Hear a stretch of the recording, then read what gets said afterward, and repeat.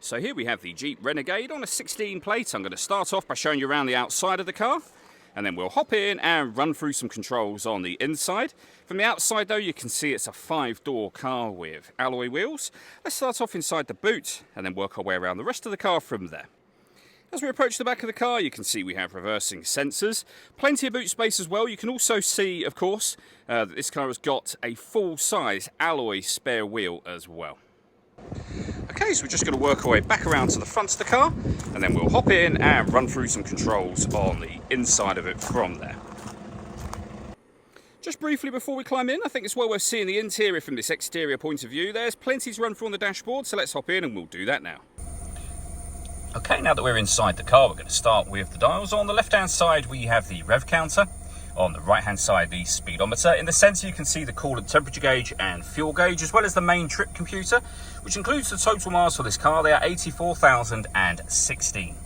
We back out to the steering wheel. We have buttons over on the left-hand side that will change that information displayed in the centre. So you can have, for example, a digital readout for the speedometer. We also have phone controls. Over on the right-hand side, we have the cruise control for the car. And then in the centre, you'll find the main stereo system itself. So we have a few physical buttons down the right and left-hand sides, but it essentially becomes touchscreen from there. We're on the radio menu at the moment, where you'll see we have AM, FM, and DAB radio. So listen to your own music, press the media button.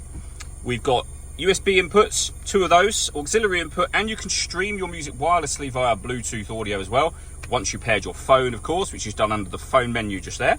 We've also got satellite navigation. Really nice clear colour display. It's a very easy system to use. We have dual zone climate control. Beneath that, you can adjust the passenger and driver temperature. You can increase and decrease the fan speed. The air conditioning's on at the minute, so that's off, back on again. Or hit auto. The car will then maintain the temperatures you've asked for by taking control of the fan speed and the direction of the air for you. You can override that manually whenever you wish to. Underneath that, we have the USB and auxiliary inputs, a 12-volt charging socket, and then, as you can see, the 6-speed manual gearbox as well. We have an electronic handbrake. We can turn our traction control off, and this button turns off the stop and start. This car is designed to cut out when it's stationary in traffic to save you fuel. That system is off when that light shows.